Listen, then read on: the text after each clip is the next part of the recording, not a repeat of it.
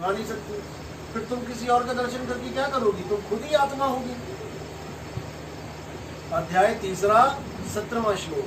हे अर्जुन, जो अपनी आत्मा में लीन रहते हैं, जो अपनी आत्मा के अलावा किसी को सत्य नहीं मानते, जो अपनी आत्मा में स्थित हो जाते हैं, उनके ऊपर कोई धार्मिक कर्म कर्तव्य लागू ही नहीं होता। कोई पूजा नहीं, कोई पाठ नहीं, कोई तीर्थ नहीं, कोई मूर्त नहीं, कोई मंदिर मस्जिद गुरुद्वारा जाने की जरूरत नहीं। वो घर में ही परमात्मा को पा लेते हैं। नंबर 18 श्लोक क्या कहता है तीसरे अध्याय का? जो अपनी आत्मा में रमण कर लेते हैं, आत्म सिद्ध हो जाते हैं, वो किसी अन्य जीव पर निर्भर भी नहीं रह जाते। अब ऐसा नहीं कि कोई कृष्ण जी आएगा, राम जी आएगा तब तुम्हें पार करेगा, या कोई गुरु जी आएंगे पार करेंगे। तुम खुद ही पार हो जाओगी, क्योंकि तुम वो हो गई हो जिसकी महिमा कृष्ण जी भी गाते हैं। क्या हो गई हो? आत्मा। तो आत्मा अजर है, अमर है, अविनाशी है। शरीर सबके नाशवान है। लक्ष्मण जी को तीर लगा, मूर्छा हुई कि नहीं हुई? और जरा तेज लग जाता तो क्या हो जाता? तो फिर जब भगवान ही मर गया तो फिर तुम कहाँ बचोगी? तुम उन भगवानों की पूजा कर रही हो जो आते हैं, जाते हैं, मर जाते हैं। करनी किसकी पूजा है? हे अर्जुन, आत्मा नित्य है, शाश्वत है, आत्मा ही अमर है, आत्मा ही पूजनीय है। जो आत्मा को नहीं जान पाते वो अपना अनमोल मानुष जन्म बर्बाद करके चले जाते हैं। उनको 184 में जाना पड़ता है। कुत्ता, बिल्ली, हाथी, घोड़ा, गाय बन के घूमना पड़ेगा तुम्हें। कृष्ण जी की प्यारी गाय नहीं थी क्या? तो प्यारी थी तो इंसान चोला देते ना उसको। तो 84 में क्यों भटका रखा है? तो इतना पूजा पाठ करके गरुड़ का प्यार, गरुड़ किसका प्यारा? विष्णु जी का। इतना प्यारा तो इंसान बना देना उसको, क्यों पक्षी बना रखा है? तुम क्या जानवर बनना चाहती हो?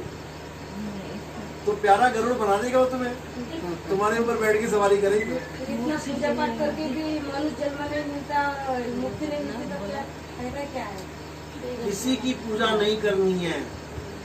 कबीर साहब कहते हैं, जो तिलमाही तेल है और जो चकमक में आग, तेरा साईं तुझ में है, जाग सके तुझा। मेरा साईं ये मुझ में है तो मैं किसी और को क्यों देखूं भाई?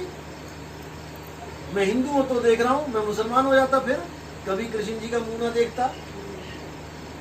मैं ईसाइयों के पैदा हो जाता अमेरिका में, कृष्ण जी का तो मुझे अता पता भी ना लगता है कौन। ये एस्कॉन वाले जाते ढोलकी पीटते हुए, तब मैं समझता कि अच्छा कृष्ण जी भी कोई है। आते हैं अंग्रेज नाचते हुए, लेकिन वो भी क्या नाच रहे हैं? केवल शरीर समझ के। कृष्ण जी को शरीर समझ के नाचते हैं वो लोग। कृष्ण जी को आत्मा समझने वाला कोई नहीं मिलेगा। और जबकि कृष्ण जी ने आत्मा की ही महिमा गाई है। अध्याय 2 पढ़ो, पूरा आत्मा आत्मा आत्मा आत्मा ही कर रखा है। तो क्यों किया है आत्मा आत्मा? जब तुम भगवान हो तो अपना नाम लो ना हर अध्याय में। फिर आत्मा कहां से आ गई बीच में?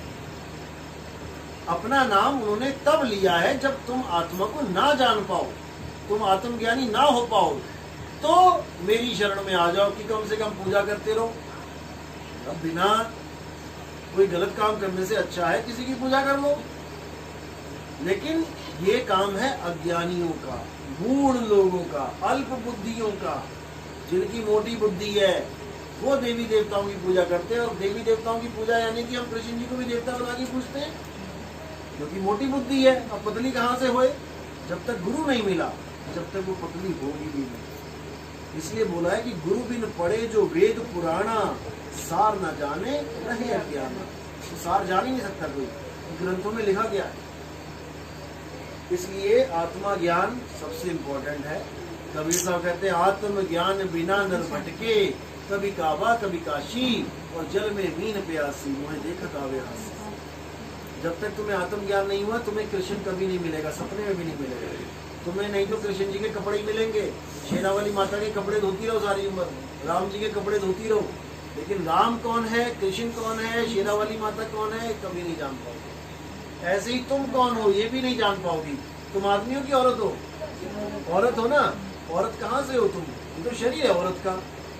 तुम्हें शरीर मिल गया माँ के गर्भ में औरत का, तो तुम औरत का शरीर ढो के चलने लग गई। अंत में तुम औरत का शरीर भी छोड़ के चली जाओगी। वो कौन है जो गया? तो फिर आत्मा ना आदमी है ना औरत है। आत्मा आत्मा है। आत्मा कोई लिंग भेद में नहीं आता कि स्त्रीलिंग और पुल्लिंग। आत्मा आत्मा है। शरीर केवल तुम्हारी एक गाड़ी है। जैसे कार लेके आए हम लोग, अब कार कहाँ खड़ी है? कार बाहर खड़ी है, हम अंदर आ गए। तो मैं क्या गाड़ी था कभी? मैं कोई कार था क्या? अगर मैं कार होता तो मैं बाहर ही खड़ा रहता। ऐसे ही अगर तुम औरत होती तो तुम कभी जाती ना छोड़ के? तुम तो औरत हो, औरत का शरीर पड़ा है, तुम कहाँ से चली गई? तुम औरत नहीं हो, मैं आदमी नहीं हूँ, ये बच्चे नहीं हैं, ये शरीर हैं। इन शरीरों को हर एक जीवात्मा चला रही है और एक दिन केले के छिलके की तरफ फेंक के निकल जाएगी। जैसे तुम शरीर नहीं हो वैसे ही तुम्हारा भगवान शरीर है। तुम शरीरों से परे हो, भगवान भी शरीरों से परे हो। समझे? तो ये शायद भी जो देवी देवता है, हम ये पूछते हैं तो वो कहाँ रहते हैं? मतलब सब कल्पनाओं में रहते हैं। मैं बता रहा हूँ ना, जितने भी लोग हैं कल्पना के लोग हैं। ये जो ये दुनिया दिख रही है ये भी कल्पना ही है, लेकिन ये इतनी सॉलिड कल्पना है कि तुम्हें लगता है ये सच है। सत्य है। ये सच है। जब तुम सपने में जाती हो, सपने में गई ना, जब शेर दिखता है, सांप दिखता है तो भागती है ना? क्यों भागती हो? वो तो सपना है। क्यों भागती हो? तो सपना है। लेकिन तुम्हें वहां याद ही नहीं रहता कि वो सपना है, तुम्हें लगता है यही सत्य है। ऐसे ही ये भी एक सपना है, लेकिन तुम्हें लग रहा है नहीं ये सत्य है। बस बात इतनी सी।